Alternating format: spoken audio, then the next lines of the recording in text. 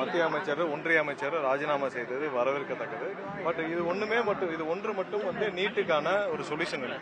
NEET வந்து தேவையில்லைங்கிறதா நம்மளுடைய நிலைப்பாடு. நீட் வந்து கண்டிப்பாக மாணவர்களுக்கு எதிரானது, பெற்றோருக்கு எதிரானது. இன்னைக்கு இருக்கிற மாணவர்களுக்கு நீட்டு தேவையில்லைங்கிறதா நம்மளுடைய நிலைப்பாடு.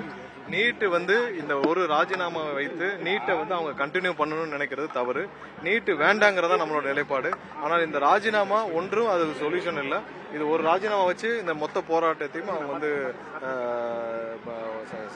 சப்சிடைஸ் பண்ண முடியாது.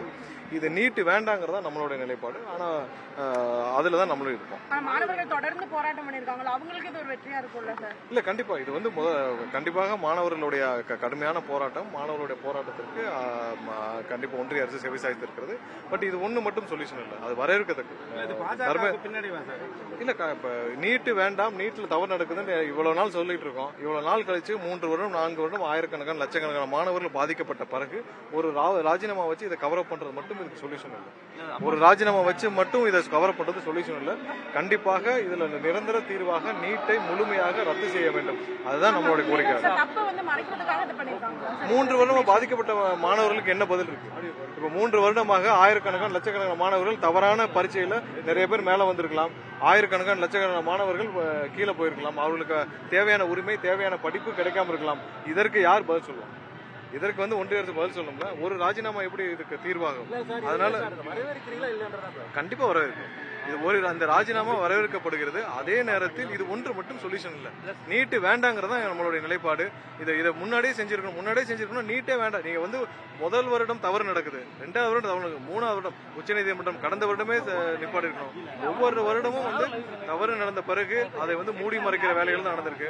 இப்போ வந்து ராஜினாமா செய்திருக்கிறார். இது ஒண்ணு மட்டும் சொல்யூஷன் இல்லை. ஆனால் இது வந்து மாணவர்களுடைய நியாயமான கோரிக்கைக்கு கிடைத்த முதல் வெற்றி. பட் இது ஒண்ணு மட்டுமே சொல்யூஷன் இல்லை. நீட்டு முழுமையாக ரத்து செய்யப்பட வேண்டும் என்பதுதான் நம்மளுடைய கோரிக்கை. அப்போசிஷன் பார்ட்டியோட பெரிய டிமாண்ட் என்னன்னா, not only Dharmendra Pradhan, home minister should resign. அது சொல்றாங்களே சார். இல்ல, நம்ம வந்து இது ஒட்டுமொத்தமாக ஒன்றிய அரசுடைய இவங்களோட தவறான கொள்கை முடிவு எல்லாத்திலையும் வச்சு நம்ம வந்து கல்வி வந்து மாநில பட்டியலுக்கு எடுத்துட்டு வரணும்ன்றது நம்மளுடைய பிரதான கோரிக்கை.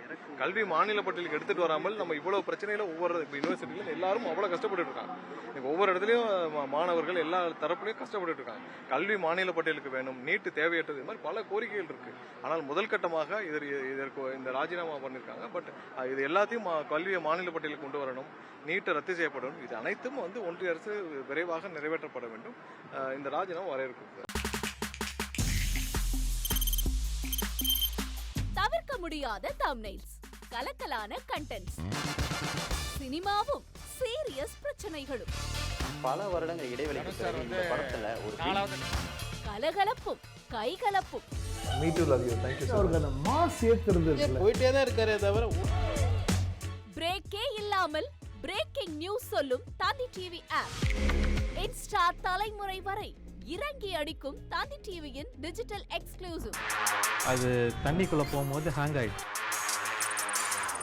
உங்களுக்கு விஜய் சார் எந்த அளவுக்கு ரொம்ப பிடிக்கும்? Of course, Malayalis are huge Vijay sir fans. ரெண்டு பேருமே ரொம்ப பிடிக்கும் எனக்கு. தந்தி டிவி ஆப்பை இலவசமா டவுன்லோட் செய்யுங்க. ஃபாலோ பண்ணுங்க, சப்ஸ்கிரைப் பண்ணுங்க, என்ஜாய் பண்ணுங்க.